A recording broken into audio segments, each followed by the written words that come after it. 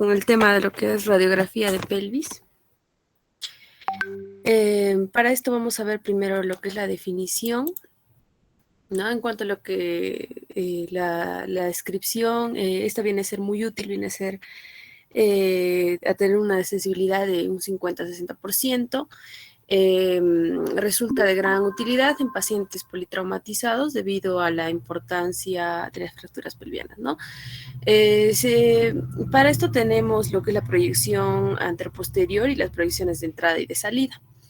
La proyección anteroposterior se utiliza en la pelvis, que se va a encontrar entre, o sea, normalmente fisiológicamente está pues entre un 45 y un 60% oblicua, el eje longitudinal del esqueleto. Entonces, para poder completar los ejes y para poder observar bien esta cadera, esta pelvis, mejor dicho, lo que se usa es las proyecciones de entrada y de salida, ¿no? Entonces nos van a dar más información de los desplazamientos multidireccionales en anillo pélvico. Bueno, entonces empezamos describiendo principalmente lo que es la anteroposterior. Esta se obtiene con el paciente supino sobre la mesa de rayos X y del chasis, ¿no? La clásica.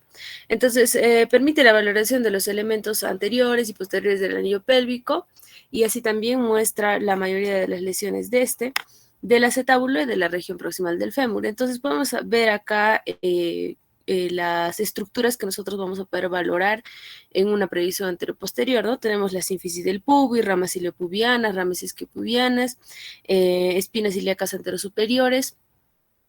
Tenemos las espinas ilíacas anteroinferiores, crestas ilíacas, espinas sacras, articulaciones sacroiliacas, alas del sacro, forámenes sacros, apófisis transversas L5 también. Entonces, en esta radiografía nos podremos ubicar un poquito más. Se puede ver, por ejemplo, acá ¿dónde está? La sínfisis púbica. Los voy a poner creo que no se puede hacer, ahí está. Esto que viene a ser la sínfisis púbica, también tenemos la rama isquiopubiana, que viene a ser esta, ¿no? En ambos lados. Las ramas iliopubianas también. Estas son las iliopubianas, estas de acá abajo son las isquiopubianas, disculpen. Los huesos ilíacos, ¿no? De ambos lados. También tenemos el hueso sacro con sus alas y forámenes, viene a ser todo esto. Las articulaciones sacroiliacas, ¿no? Acá en esta zona, en ambos lados. Los acetábulos, acá, ¿no? También tenemos el extremo proximal de ambos fémures, ¿no? Obviamente. En estas podemos observar lo que es las lesiones del anillo anterior. Entonces podemos observar fracturas de la rama iliopubiana, fracturas de las ramas isquiopubianas, diáfisis de la sínfisis del pubis también, diástasis. Acá, por ejemplo, podemos ver en la proyección AP de la pelvis una diástasis de la sínfisis, ¿no? Viene a ser una separación de la sínfisis del pubis y de las articulaciones sacroiliacas. También podemos observar lesiones del anillo posterior, como fracturas del sacro, fracturas del ilíaco, luxación sacroiliaca, fractura de luxación sacroiliaca, ¿no? Por ejemplo, acá podemos ver una disrupción severa de la articulación sacroiliaca en esta zona, ¿no? Está un poco más, se puede observar más hacia superior. Y bueno, también acá podemos ver fracturas de la rama iliopubiana, acá en esta zona, ¿no? Y isquiopubiana, ¿no? Esta zona. Ahora veremos lo que es la proyección de entrada. Disculpen, voy a cerrar ahora sí. La proyección de entrada. Para evaluar esto, el paciente está en decúbito supino. El rayo se va a dirigir en 60 grados cefalocaudal. Bueno, está un poco borrosa mi imagen, pero este viene a ser el ángulo hacia el centro de la pelvis, ¿no? Esta viene a ser una mejor proyección para lo que es evaluar el desplazamiento en sentido anteroposterior y desplazamientos rotacionales en sentido horizontal. Carece de utilidad para valorar lo que son desplazamientos verticales. Entonces, acá lo que podemos valorar va a ser el borde del ilíaco, las articulaciones sacroiliacas, el ala y el cuerpo del sacro, ¿no? También pueden identificarse lesiones en los elementos anteriores, así como fracturas impactadas del ala del sacro. Entonces acá podemos ver cómo se ve una proyección de entrada, ¿no? En este ángulo. En cuanto a la proyección de salida, bueno, el paciente también igualmente está en decúbito supino, pero el rayo se va a dirigir a 40 grados, o sea, bueno, guiándonos de esto un poco más abajo, ¿no? En sentido caudocefálico, al eje vertical y centrada en lo que es la pelvis, obviamente. Esto se va a orientar a 90% de la superficie anterior del sacro, por ende se considera una verdadera proyección anteroposterior de lo que es la pelvis. María. Sí, doctor. A ver, la anterior, de esta de salida, vamos a ver, lanzarlo. Ya. Okay. Y ya este es de entrada, ¿no es cierto? El Sí, rayo, por dónde está sí. viniendo. Y en el de salida, Disculpe, ponlo. ya, ahora sí. No, en el de salida, señálame con tu puntero dónde estaría el rayo. Como por acá, doctor. De acá hasta acá. Ya, mira, lo que dice, mira, para que te ayude en esta partecita, ¿ya? Ok, Se doctor. dirige 60 grados céfalo-caudal. ¿Ves? Ujú. La parte cefálica, señala la parte cefálica. De acá, doctor. ¿Dónde Se fue. sería la parte caudal? Acá. Se llama céfalo-caudal, hacia abajo, ¿no es cierto? Sí, doctor. Ya, ahora la siguiente diapositiva. Ya, ¿qué dice acá? Caudo Eh, cefálico. Acá caudocefálico es de abajo hacia arriba. Entonces, de acá, más o Ahí menos, estaría, ¿no es más cierto? abajo de 60 hacia allá. Claro, 40 a Acá, más 60 grados, pero en ese tu puntero debe estar. Se ponga el puntero donde debería estar. Ahí, como por ahí sí. acá. En ese punto debería estar el rayo, por donde debe entrar. Sí, doctor. En la de salida, ¿ya? Sí, doctor. Sí, sí, está bien. Y sigue. Entonces, haciendo las correcciones del caso, en cuanto a la proyección de salida, el rayo se dirige a 40 grados en sentido caudocefálico, ¿no? De más distal a proximal, se puede decir. Centrado obviamente en la pelvis. Luego, a donde iba era que se orienta a 90 grados de la superficie anterior del saco, por lo que se considera una verdadera proyección anteroposterior de la pelvis. Con esta proyección se puede evaluar de forma eficaz los desplazamientos verticales del anillo pélvico y además también se puede destacar el cuerpo sacro para evaluar. En este podemos ver lo que es la línea sacroglútea y a continuación, bueno, que es la continuación de la línea heliopectínea en el interior del cuerpo del sacro, ¿no? Y también podemos ver las líneas arcuatas del sacro, que son las que delimitan los forámenes sacros. Obviamente es para ver si es que estos presentan algún tipo de fractura. Y acá podemos ver cómo es que en una radiografía tenemos esta proyección de salida, ¿no? De abajo hacia arriba. Eso es todo, doctor. Gracias. Ya retrocede. Ay, Ya dejo no representado. sí, doctor. Sara Teterán. Presente, doctor. Ya, a ver. Según lo que estás viendo, entonces, ¿cuál sería tu conclusión? ¿Para qué nos había servido la radiografía de salida, la proyección de salida de pelvis? ¿Cuál es su principal indicación?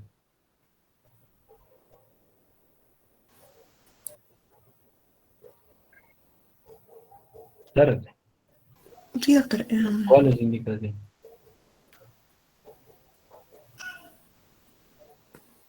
¿Qué no les entendía a tu compañera de lo que hablaba?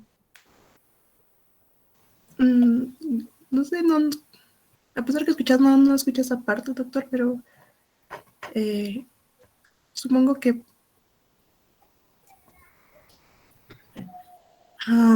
Yucra Jara. Presente. Yucra, Presente, doctor. ya. A la misma pregunta. Lo que dijo es que está indicada para evaluar los desplazamientos verticales y del anillo pélvico, porque principalmente evalúa los cuerpos del sacro. Ujú. Vargas León. Presente, doctor. Ah, Pues Más que todo es para evaluar lo que serían los forámenes sacros y la línea sacroglútea. ¿No? Milena, Sí, doctor. en tu puntero apunta dónde está la línea sacroglútea. Ok, doctor. La línea sacroglútea, como por acá atrás, doctor. Y la línea arcuata del sacro. La línea arcuata. mm,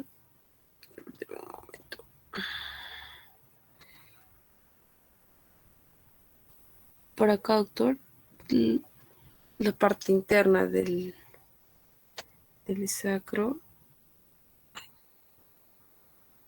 Mm, Me vas a enviar una presentación interna de lo que es la anatomía del sacro. Ok, doctor. No es por Piensa acá. muy bien, Muy claras bien. de las líneas arcuatas del sacro y la línea sacroglútea. Esto Esto, ya doctor, no vendría a ser la línea arcuata. Esto es de tú acá. tienes que tenerlo claro, no puedes estar adivinando acá. No sé si Cuando tú estoy bien. presentas haces la presentación, ya tienes que tenerlo claro, qué cosa es lo que estás hablando. Ok, Pero ok. evidentemente el objetivo de esta presentación es que ustedes entiendan para qué se hace la proyección de salida. Uno de los principales elementos que tienen que tener en cuenta es esto, lo que está mencionando acá, para los desplazamientos verticales del anillo. ¿Qué quiere decir? A ver, señálame el anillo. ¿Cuál es el anillo? Con tu puntero señala el anillo. Pelvis.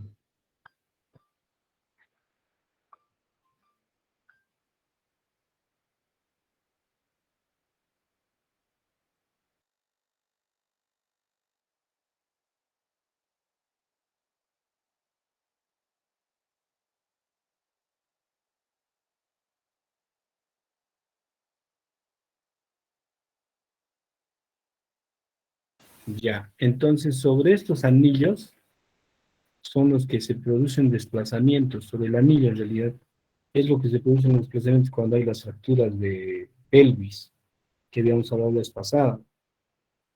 Y entonces había desplazamientos horizontales y desplazamientos verticales. Y estos desplazamientos pues, se pueden ver justo en esta proyección de salida. Cuando a veces no tenemos tomografía, tenemos que verlo con una proyección de salida y ahí podemos determinar si está viendo este tipo y eso ya nos definiría el tipo de fractura y la clasificación de las fracturas de pelvis, ¿no? Muy bien, hasta ahí nomás. A ver, ¿quién le tocaba fracturas de clasificación? Las clasificaciones de fractura de pelvis. A ¿Quién mí, está? doctor, clasificación. Preséntalo a ver.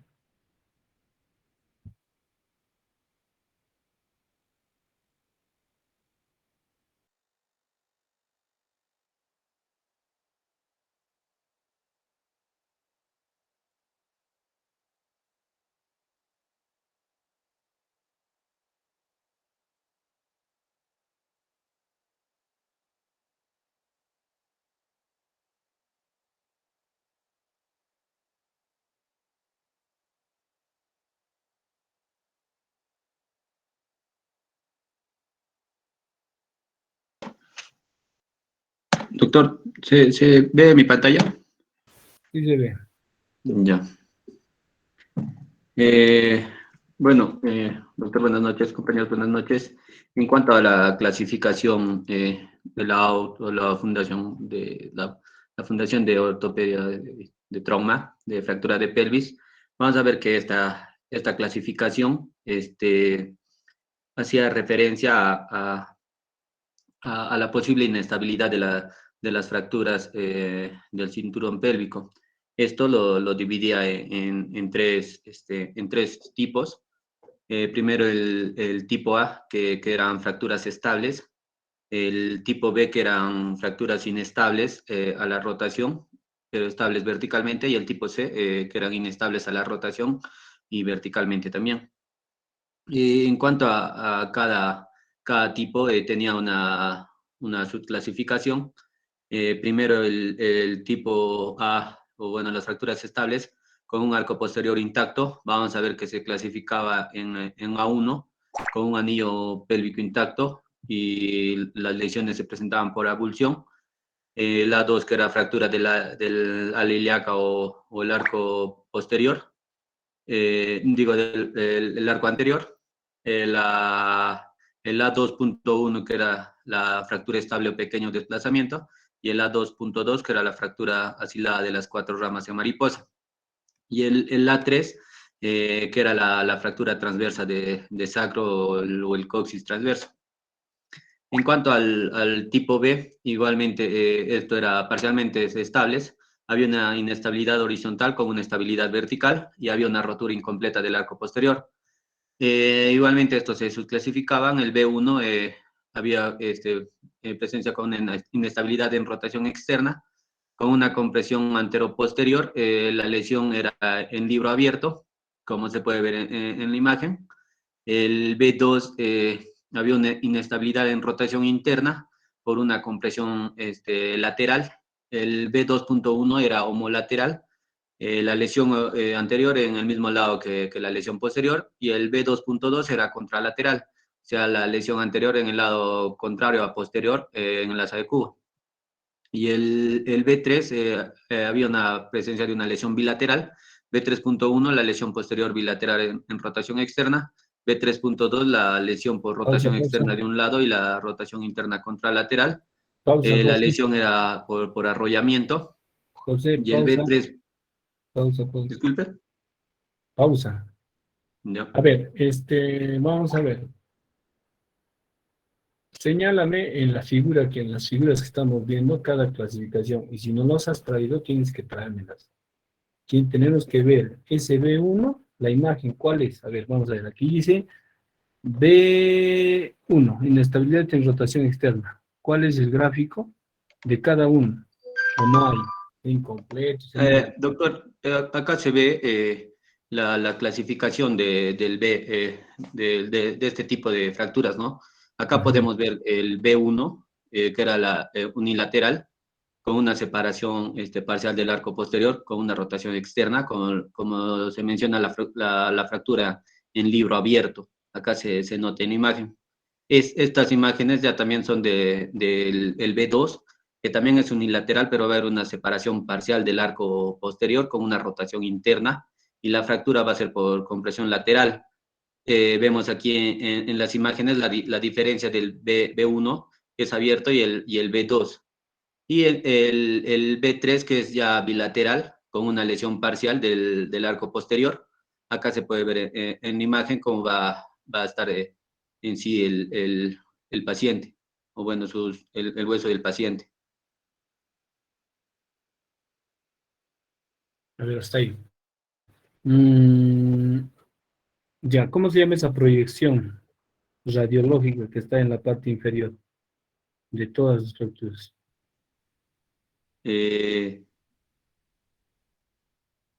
Esto sería... Lo de arriba es una proyección en AP, ¿verdad? Sí. Ya, y la de abajo.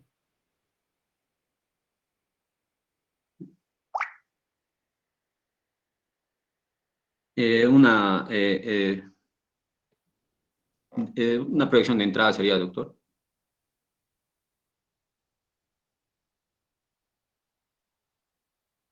Ya.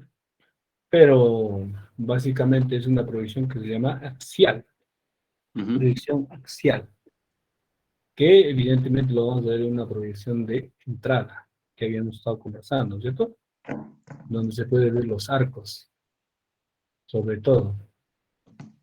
La parte que corresponde a la parte posterior, la sacroiliaca sobre todo se puede ver. Y evidentemente pues ahí se puede evidenciar con precisión si están lesionados o no el arco posterior, el arco anterior. Ya, continúa. En cuanto al de tipo C, estos ya son pacientes inestables. Va a haber una rotura completa del arco posterior. El C1, que va a haber una lesión posterior unilateral. C1.1 con la fractura del ilíaco. El 2 es una luxación o fractura, luxación sacroiliaca. Y el C1 punto 3, la fractura del sacro vertical. Acá podemos ver en esta imagen el C1, que es unilateral, con una rotura completa del arco posterior. Igualmente acá se observa las imágenes. Esto va a ser el C1 y en la proyección de entrada se va a observar así. En cuanto al C2, que es ya bilateral, va a haber rotura completa ipsilateral, incompleta contralateral. Acá podemos ver la rotura que se observa, igualmente en la proyección de entrada. Y el C3, que ya es una inestabilidad vertical bilateral, con una rotura completa, ¿no? del hueso del paciente.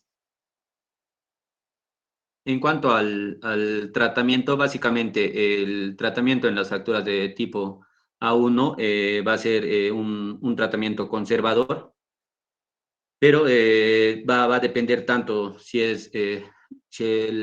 la lesión es anterior o va a ser posterior.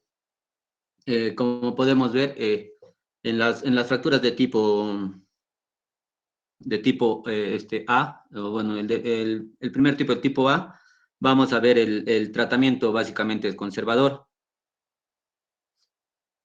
pero el de tipo A2, si va a haber una lesión anterior, la cirugía va a ser si la fractura va a estar muy desplazada. En cambio, en el A3, el tratamiento en la lesión posterior va a ser o sea, se le va a realizar una cirugía si la fractura va a estar muy desplazada o va a requerir un alto requerimiento funcional. En cambio, en cuanto a las fracturas de tipo B, vamos a ver que igualmente en el B1, en la lesión anterior, vamos a ver la placa superior en sínfisis o tornillos percutáneos cruzados, y en el B2, en una lesión anterior, la placa superior en sínfisis o los tornillos percutáneos en ramas o también puede ser cruzados. En el B2, si la lesión va a ser posterior, vamos a ver una fractura de Crescent con un rafio o tornillos percutáneos sacroiliacos, la fractura de margen sacro anterior, no se le va a realizar cirugía, y la fractura de luxación posterior vamos a hacerle un RAF.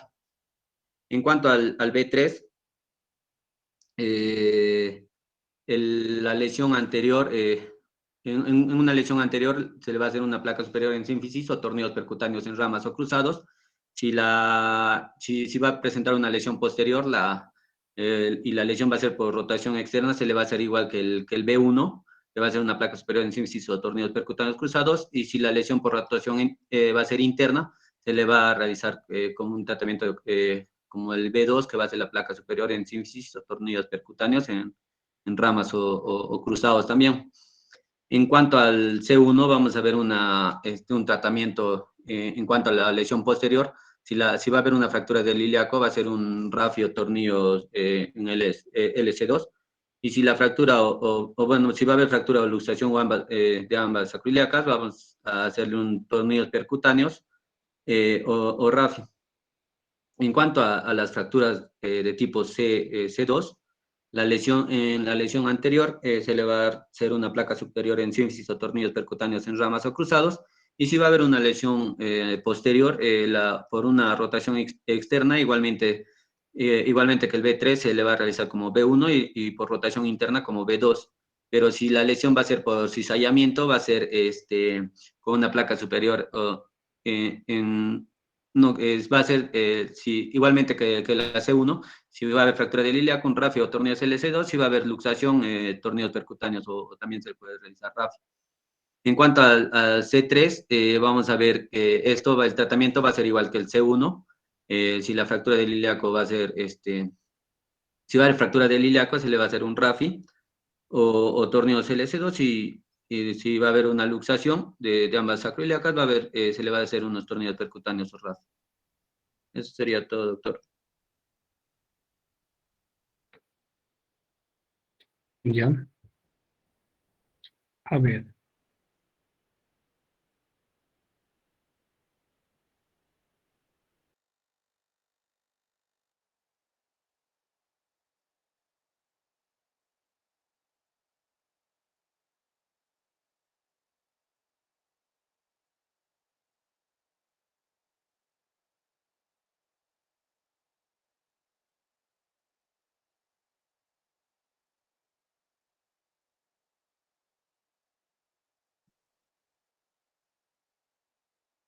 Ya, a ver, Shirley, ¿quién le tocaba a principios de osteosíntesis?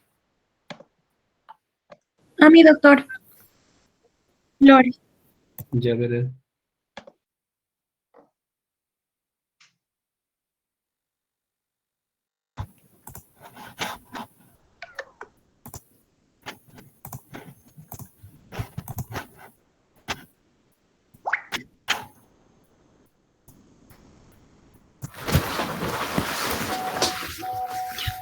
Buenas noches, doctor, y buenas noches, compañeros. Voy a explicar sobre los principios básicos de la osteosíntesis. Primero tenemos que entender a qué nos referimos cuando hablamos de osteosíntesis. Ese término ya ha sido utilizado desde el año 1907. En un libro de un tratamiento operatorio de las fracturas se menciona que esta es la reducción de la fractura y su fijación con implantes metálicos. A este nivel también se describen 3 etapas. 1, la exposición de la lesión. 2, la reducción y fijación temporal de la fractura. Y 3, la fijación definitiva de la fractura y la sutura de las partes blandas. Básicamente, cuando hablamos de osteosíntesis, nos estamos refiriendo a la resolución de cualquier fractura por tratamiento quirúrgico, en donde primero se reducen las fracturas y se fijan en forma estable haciendo uso de dispositivos como pueden ser las placas, clavos, alambres y tornillos.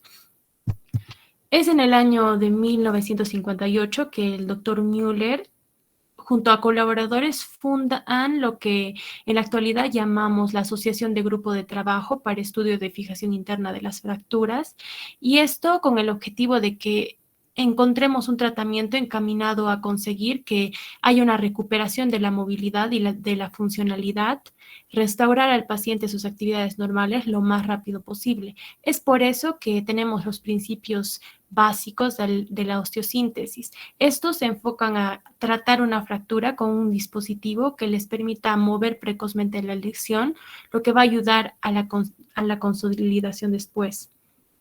Entonces, ¿cuáles son estos principios básicos? Antiguamente, los principios para la resolución quirúrgica de las fracturas eran: 1, que consigamos una reducción anatómica de todos los fragmentos de la fractura. 2, que haya una fijación interna estable de los segmentos para que no se utilizara ningún dispositivo externo para su inmovilización. 3, que obtengamos una consolidación primaria sin callo en todas las fracturas. Y 4, admitir una movilización precoz e indolora de la extremidad. Actualmente, ya que entendemos mejor la biología, los principios básicos son: primero, reducción y fijación de las fracturas para que se pueda restaurar la anatomía. Segundo, la fijación de la fractura con estabilidad absoluta o relativa, según lo que lo exijan las características de la fractura, del paciente y de la lesión en particular. Tercero, es un nuevo ítem que se refiere a la preservación de la vascularización de los tejidos blandos y del hueso, haciendo uso de técnicas de reducción suaves y manipulación cuidadosa de los mismos. Y por último, movilización y rehabilitación precoz y segura del área lesionada y del paciente como un todo. ¿Qué es lo que se busca tras una osteosíntesis? 1, vamos a buscar estabilidad. En el caso de las fracturas articulares, esta tiene que ser una estabilidad absoluta para que con el movimiento no se dañe la anatomía corregida. Y en el caso de las fracturas de la diáfisis de los huesos, dígame. Achawi Torres. Presente, doctor. A ver, Mali, dime, ¿cuáles habían sido los principios nuevos de la osteosíntesis? Todos, doctor. Sí. Ya, bueno, es más que todo la reducción, bueno, y conseguir, ¿no?, la reducción y la fijación de la fractura y la restauración anatómica, también la fijación que sea estable, o sea, darle más que todo estabilidad absoluta o también relativa a la fractura, preservar la vascularización de tejidos blandos principalmente y también del hueso, y la movilización y rehabilitación del área que ha sido lesionada. ¿La expositora? Sí, doctor, está muy bien, son los 4 ítems. De ellos, ¿cuál te parece que es el más importante? Doctor, ahora se habla de la vascularización del hueso y de los tejidos blandos, porque eso, como vemos en esta diapositiva, va a hacer que la recuperación sea pronta porque va a permitir que haya una consolidación efectiva. Ya, sigue. Muy bien. Ya, doctor. Y como hablábamos, en el caso de las fracturas de la diáfisis de los huesos largos, el objetivo va a ser una estabilidad relativa, pero que alcance la longitud y la rotación deseada. Por último, también se busca que haya una vascularización del hueso y de los tejidos blandos. Como ya dije, es vital para que haya una pronta recuperación, ya que en este caso la consolidación va a ser efectiva.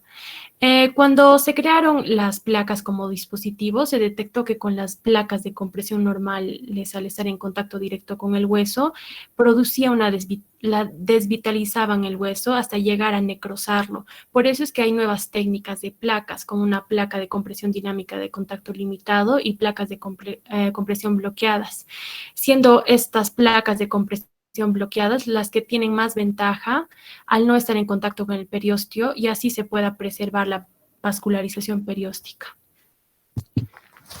Eso sería todo. Gracias. Ya, ¿y qué es de los tornillos, las placas que se utilizan? ¿Qué es de la estabilidad absoluta? ¿Qué es de la estabilidad relativa?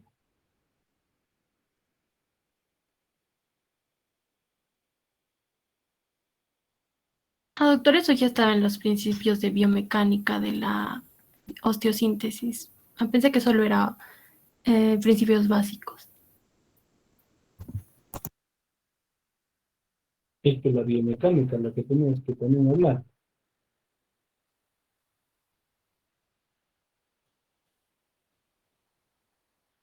Bien, a la siguiente vas a completar eso. Ya, doctor. La biomecánica, mecánica, es importante ese término. Hemos hecho una parte más. Ya listo. A ver, entonces, lo Solano, ya está pendiente. Nuevo amigo está. Cristian Condo.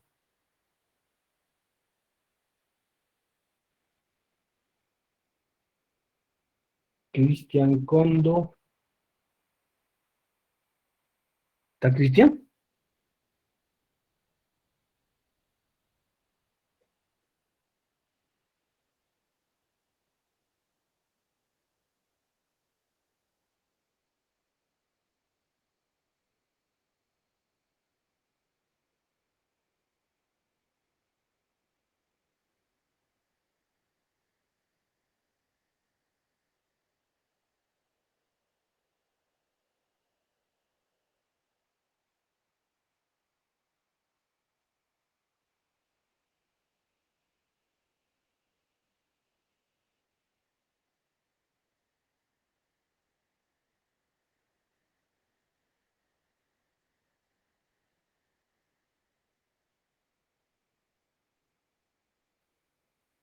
¿Qué ha pasado?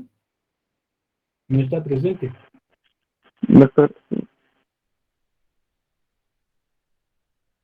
¿Y en su presentación? solo quiero conectarme desde el laptop, no puedo. Aquí un momentito, por favor.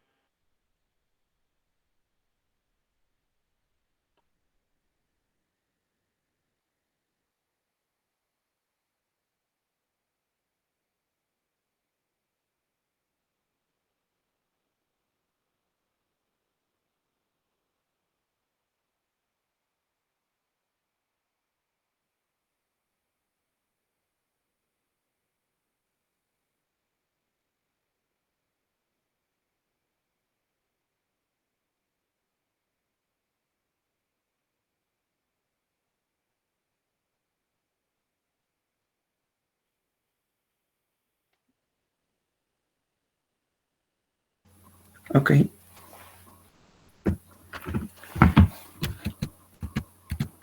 Bien, les voy a hablar acerca de la corona de mortis. Bien, básicamente vamos a describir como corona de mortis o corona de la muerte, ya que a este punto puede haber una iatrogenia, ¿no? Que nos puede provocar la muerte. Entonces, eh,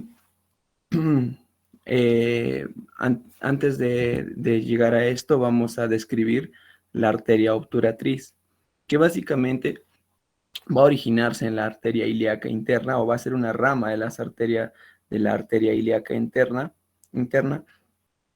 que, que,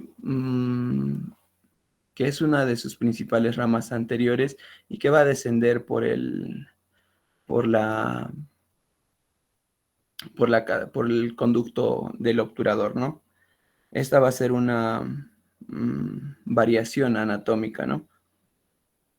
Ahora, la arteria obturatriz suele originarse, como mencioné, de la arteria ilíaca interna y va a emerger por el canal obturador a la región femoral medial y puede presentarse varios patrones, ¿no? Patrones de, por ejemplo, de anastomosis entre ella y la arteria ilíaca externa o epigástrica inferior. También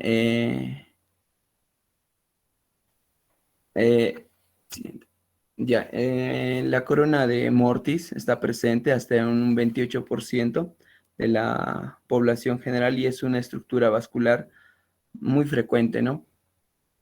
Que aunque también puede ser venosa o mixta y en forma de semicírculo que va a conectar el sistema vascular ilíaco externo, ya sea directamente desde los propios vasos ilíacos externos en un 12,5% o desde los vasos epigástricos inferiores en el 15,5% de casos y con la arteria obturatriz, ¿no? Que como todos sabemos es la rama de la arteria ilíaca interna y cursando por el borde supero-interno del pubis.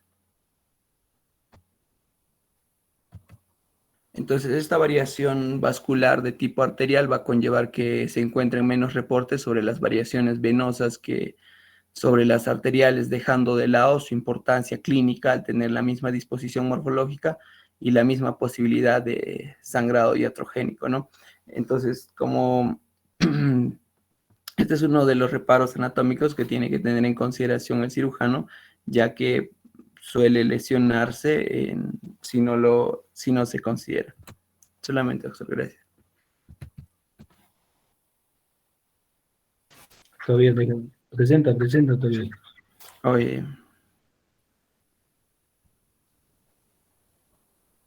Preséntalo todavía.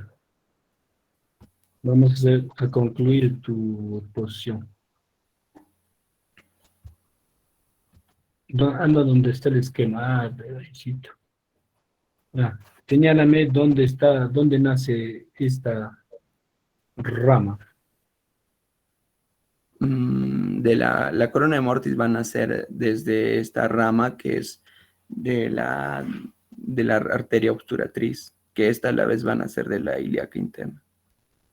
Y puede unirse con la ilíaca externa o con la epigástrica inferior. Ya, eso, ¿no? Eso es importante porque, como hemos hablado de fracturas de pelvis, ¿recuerda? Hay fracturas que se producen justo en la rama iliopúbica e isquiopúbica, pero la que más nos podría llamar la atención sería la iliopúbica. Y recuerden, cuando hay fracturas, pueden haber lesiones a nivel de esta rama, ¿no? Entonces, ¿por qué se llama mortis, como ya lo he mencionado? Porque justamente una lesión en esta zona puede ocasionar la muerte del paciente, porque son arterias muy, muy delgaditas, pero son estructuralmente sustanciales cuando hay una pérdida de sangre en esta zona. Entonces, por eso que uno tiene que tener mucho cuidado cuando tenemos este tipo de presentación, que no es en toda la población, pero sí en un buen grupo, ¿no? El 28% es un buen grupo significativo. Ya, muy bien. Siguiente exposición. Deja de presentar. Vente ahora Gracias. Milena Núñez, Sí, doctor. ya está, ¿no? Sí, doctor. Berioska Humérez,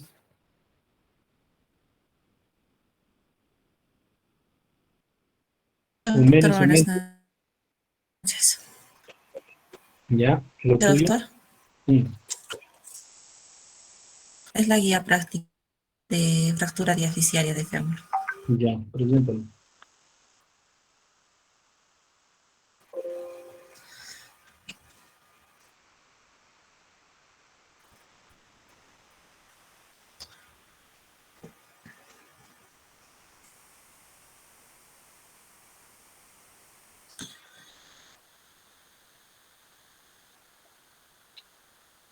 ¿Se puede ver en pantalla, doctor? Sí,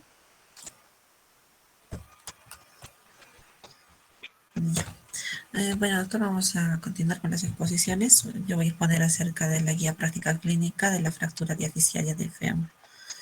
Bueno, esta guía práctica tiene como finalidad establecer un referente de manejo en lo que es el servicio de ortopedia y traumatología del Departamento de Cirugía 12 de Mayo para orientar a la toma de decisiones clínicas.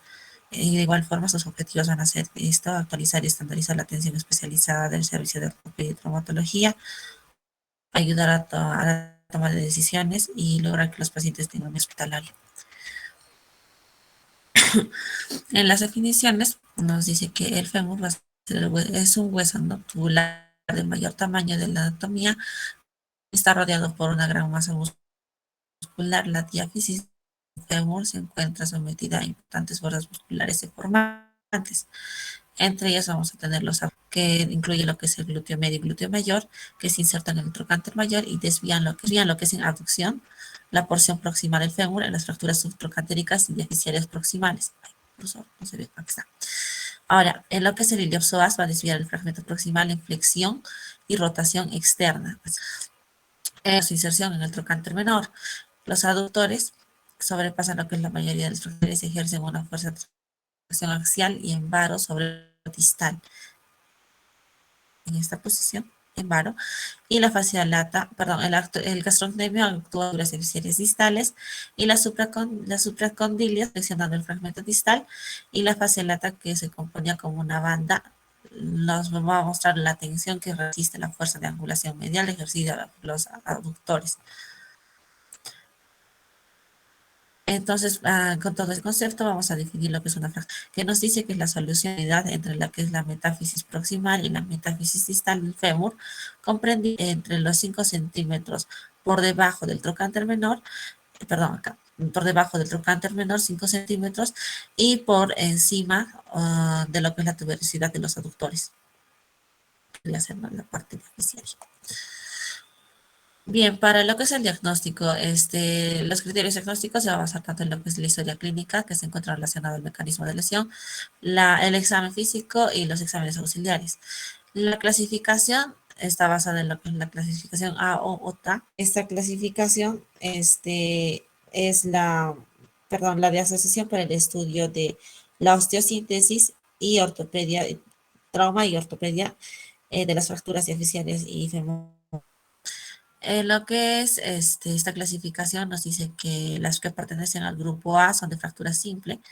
Entre ellas vamos a ver lo que es la de espiral. Bueno, podemos ver mejor. En esta nos muestra, ¿no?, lo que es las de simple, fractura simple. Esta A1 es en espiral. En esta vamos a ver simple, pasa al siguiente, oblicua. esto va a ser otro capítulo ya. Y Gabriela, la siguiente diapositiva. de acuerdo. Sí, porque esto va a ser de otra exposición por la Bien. clasificación. Ok, doctor. En lo que son los exámenes auxiliares, vamos a encontrar lo que son exámenes prequirúrgicos. Entre ellos vamos a considerar lo que es un hemograma, el grupo sanguíneo, la glucosa, perfil de coagulación. Y ahora, ¿no?, también lo que es el COVID. Lo que es, se debe tomar la red en incidencia frontal y lateral del fémur. La diapositiva no la vemos. De lo que estás hablando de los exámenes. Doctor, ¿no se ve? Ahora sí. Ya, sí, menciona exámenes auxiliares, recién estoy viendo. Ya, doctor. Sí, doctor. Bueno, vamos a ver que esta se debe tomar en incidencia frontal y lateral del fémur. La radiografía va a ser completa, ¿no? Debe ver lo que es la cadera y la rodilla. En esta imagen vamos a ver precisamente lo que es una radiografía de una fractura diaficiaria distal, del fémur, perdón, que es posterior, que muestra lo que es un acortamiento típico. Y en otra vemos lo que es una vista lateral demostrando lo que es una angulación posterior, también, ¿no? De lo que es la fractura diaficiaria. Entre los especializados complementarios, vamos a tomografía, que nos dice que 5% de fracturas diaficiarias de fémur se asocia a lo que son fracturas ocultas de cuello femoral, por lo que si hay una duda se solicita lo que es una TC de cuello femoral, precisamente. Nos muestra que la calidad de vida esta es moderada, puesto que la radiografía siempre tiene una tasa de pérdida de fracturas y en el marco de una fractura de diáfisis de cuello, de una fractura de diáfisis femoral, va a tener una que va desde un 5% al 64% en lo que días. Y el otro examen especializado complementario, que nos dice que lesiones vasculares, ya que daños, perdón, daño de la arteria femoral superficial está en un 2% de las fracturas y son más frecuentes tras un traumatismo penetrante. Ahora, el manejo según nivel de complejidad y capacidad resolutiva. Vamos a ver que entre las medidas generales tenemos lo que son los politraumatismos y traumatismos graves que van a ser tratados con lo que son los paralizados de la ATLS. El tratamiento inicial esencial va a ser evaluar al paciente en busca de lesiones importantes, tratando las según principalmente queda pues no analgesia y utilizar el miembro. Ahora, si en caso fuese una fractura abierta, se le tiene que aplicar lo que son antibióticos y una profilaxis antitetánica. Ahora, para el control de la hemorragia va a ser importante ferulizar. Y bueno, como base también tenemos que saber que la estabilización de la extremidad en la posición, debemos mantener usar la extremidad en la posición para ver si hay también un comportamiento o si en caso hubiera compromiso neurovascular, administramos lo que es analgesia y de ahí reducimos. Lo que es la terapéutica del manejo no quirúrgico, vamos a ver que nos menciona que evidencia moderada, que los métodos para contemporizar estas fracturas han sido por tracción cutánea con el uso de lo que es una bota de tracción o mediante lo que es la tracción esquelética, en la que se coloca un pasador de tracción femoral o proximal tibial esquelético. Otros métodos de estabilización son el enyesado, que movemos acá, otra con mucha más común, que es mucho más común ahora en la comunidad práctica.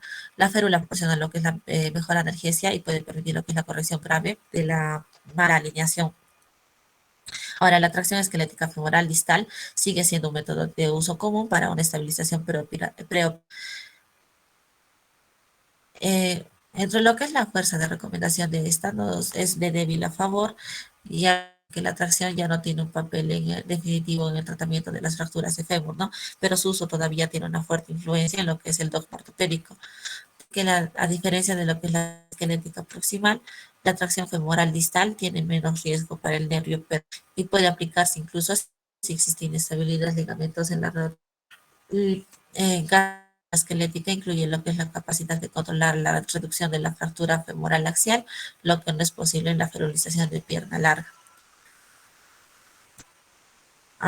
En lo que es el manejo quirúrgico, vamos a tener 3 ítems importantes que nos dicen que la estabilización quirúrgica es el tratamiento estándar en la mayoría de las fracturas de la diáfisis de fémur. Nos menciona también que la estabilización quirúrgica debe realizarse, si es posible, en las primeras 24 o 48 horas, lo más precozmente posible. Pausa, Gabriela. ¿En qué consiste la tracción esquelética?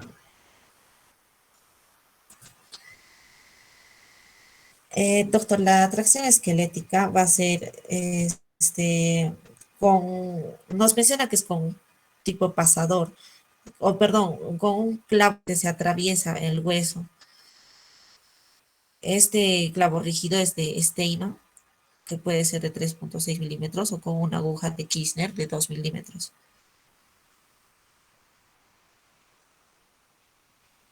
¿¿Dónde se coloca? ¿Cómo se hace el procedimiento?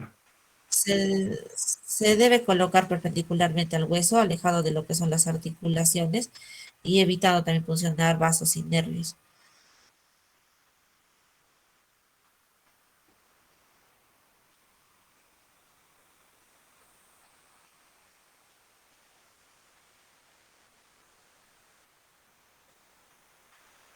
¿Mm? Un poco más específico, doctor. ¿En dónde Más se o menos pone? eso es lo Ahí, que leí, doctor, lo de la tracción esquelética. ya. Dos diapositivas en la siguiente, para que coloques bien en qué exactamente, qué punto se pone la tracción esquelética. Ya, sigue, sigue. Ya, doctor. La estabilización precoz de las lesiones de los huesos largos es especialmente importante en lo que son los pacientes politraumatizados. Vamos a ver el manejo quirúrgico con clavo intramedular, que nos muestra tiene una calidad de vida, puesto que el medular se ha establecido como la principal estrategia de tratamiento de las fracturas de la diáfisis femoral. Vemos que el enclavado por anterogrado es útil para lo que es el tratamiento de las fracturas femorales proximales. Sin embargo, los estudios han encontrado que daña lo que son los de la cadera y a veces el nervio pudendo si el paciente está en decúbito supino. Ahora, el enclavado retrógrado, por otro lado, es ventajoso para pacientes con múltiples lesiones, para fracturas del eje y del cuello ipsilaterales, lesiones ipsilaterales de la diáfisis femoral y tibial y pacientes obesos o con fracturas acetabulares asociadas. La técnica retrógrada tiene también lo que es lo que son la mala rotación y acortamiento y puede haber una asociación con el dolor de rodilla. Por otro lado, la fuerza de recomendación, como vimos que es el tratamiento de elección para la fractura deficiaria y como respuesta a la acción interna, ¿no? Con clavo intramedular. Logra lo que es una alineación correcta y una alta tasa de curación o baja tasa de complicaciones y una movilidad temprana de las extremidades. También sugiere que el lado retrógrado va a ser favorable al heterógrado en términos de dolor de cadera y osificación heterotópica de la cadera. Y no se confirma del enclavado anterógrado ni del truco anterior sobre el. Ahora vemos que lo que el manejo quirúrgico con el fijador externo. Se utiliza como tratamiento provisional del control de daños, que también la intervención es mínimamente invasiva, menor pérdida, con menor sangre, menor tiempo operatorio, menor infección neurovascular y también de menor costo. Usa como alternativa segura cuando hay infección No se ve profunda tu o diapositiva, contaminada. Gabriela. No se ve tu diapositiva Eh, del fijador sí, externo. sí la cambié, doctor. Es porque estás Tal vez presentando está ahí las con retraso. diapositivas. Ahora sí lo vemos. Y ahora sí, ¿qué decías del fijador externo? El fijador externiza con más frecuencia como provisional daños, la mínimamente invasiva, con menor pérdida de sangre, menor tiempo, riesgo de lesión neurovascular, costo. Se usa alternativa para que lo que esas son contaminadas y la desventaja de infección en el trayecto de los clavos, pérdida de movilidad de la rodilla y con la posición.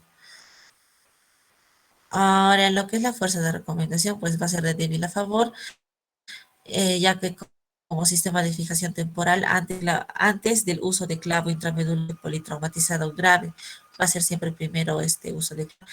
Y los pacientes con importante contaminación de partes blandas, en quienes un segundo podría verse dificultado por el uso de otros implantes. Eh, Ahora, el manejo quirúrgico con fijador con placas, sí se cambia la diapositiva. El manejo quirúrgico con fijador con placas, vamos a ver que va a ser No lo de vemos, no lo calidad de vemos. evidencia moderada. Está muy lento, ¿no? No Sí, veo la doctor, porque sí diapositiva la de la placa. cambió. Ah, Y ahora Entonces sí, todo va a pasar. ¿ya cambió? Todavía no. sí, ya está. Ahora sí habla. Ya está. Bien, en lo que es el fijador con placas, vamos a ver que la fijación interna mediante placa y tornillo proporciona lo que es una estabilidad en la fractura y la reducción abierta ciertamente conducirá a una reducción anatómica precisa de la diáfisis femoral. Vemos que las placas bloqueadas no necesitan ser adosadas a la superficie del hueso periósteo, así como los tejidos blandos, disminuyendo lo que son las complicaciones. Ahora, los nuevos diseños permiten la introducción de placas mediante lo que es osteosíntesis percutánea mínimamente invasiva, en la cual mediante abordajes alejados del dural logra lo que es la reducción y el mismo. Lo que es la operación, igual va a ser ya que las placas de bloqueo generan mayor estabilidad y mejor fijación a huesos osteoporóticos, perdón, osteópicos. Y los pacientes por politraumatizados que se son con placa pueden tener una menor incidencia de lo que son complicaciones cardiopulmonares debido a una menor interferencia del canal femoral. Y también nos menciona que un canal sumamente estrecho que dificulta o posibilita la colocación de un clavo intramedular puede ser de uso, ¿no? El uso de fijador con placas. Acerca ahora de los efectos adversos o colaterales del tratamiento. Que de realizarse el manejo quirúrgico, los efectos adversos son el dolor, infección del sitio operatorio y aflojamiento del material de osteosíntesis. Los signos de alarma que pueden presentarse van a ser aumento del volumen si el paciente no mantiene la extremidad elevada, úlceras por presión, infecciones respiratorias o partes blandas, eventos tromboembólicos y sangrados. Para los criterios de alta, se va a basar en lo que es el seguimiento realizado con una movilidad de la extremidad operada, que va a prevenir complicaciones pulmonares y las contracturas. En lo que son los antibióticos, va a ser necesario dar antibióticos profilácticos, analgésicos y antiinflamatorios. Evaluamos la alta hospitalaria a las 72 horas de no haber complicaciones y se hace un control posterior que debe darse de 7 a 21 días de alta. Luego, de forma mensual, en la consulta externa en traumatología con control radiográfico antero-posterior y lateral. Para estos criterios de alta, la fuerza de también va a ser de débil a favor, que nos dice que la analgesia contempla lo que es la utilización para calmar el dolor, pirona, ketoprofeno, la asociación de los mismos. La rehabilitación implica lo que es el comienzo de la movilidad y tonificación muscular. Fue medido en días desde el momento de la cirugía. Ahora vamos a hacer un resumen con este flujograma de manejo de fractura diaficiaria. Nos dice, ¿no?, que si el paciente viene con sospecha de fractura de diáfisis de fémur, se hace una evaluación clínica e imaginológica. Si en caso no se pudiera y se nota mejoría, pues enviamos al establecimiento de primer nivel y de que la mejoría, si hay mejoría y se hace una vigilancia y seguimiento, ¿no? Perdón, no, hasta ahora sí vemos que después de la evaluación clínica e imaginológica nos hacemos la pregunta que si tiene fractura diaficiaria realmente y si no hubiese, solamente ese seguimiento. Si es que sí hubiese una fractura diaficiaria, se requerirá manejo quirúrgico. Y si fuese otro tipo de fractura, pues revisamos la práctica clínica de otras de fémur. Ahora, como mencionaba, si es que si hubiera fractura diaficiaria, sí vamos a requerir manejo, entonces observamos si el paciente va a estar estable. Si el paciente no estuviese estable, se realiza una tracción externa o tracción esquelética temporal. Y no hubiese una respuesta a esto, vamos a preguntarnos, ¿no?, si hay una fractura expuesta con contaminación. Si es que el caso de que no hubiese esta, tendríamos o pasaríamos a lo que es un tratamiento definitivo con enclavado endomedular o intramedular o con placa de tornillos. Ahora, para esto también se necesita lo que son las radiografías de control para una escenificación y posterior vamos a dar pues el alta hospitalaria con controles posteriores por consultorio externo, ¿no? Y a todo, doctor, gracias. Muy bien. Entonces, por ahora quedaríamos acá y ya el día miércoles continuamos con las siguientes exposiciones. Ya deben tenerlo los grupos, ya le he enviado a Chile. Entonces, ya, muy bien. Entonces, Eso sería todo por ahora, jóvenes. Ya nos estamos viendo en la siguiente sesión. Doctor, disculpe, ¿me dio anatomía del sacro de la parte interna o en general, doctor? Disculpe. En general, pues, en general. Ok, doctor, está bien. Gracias. Ya, listo.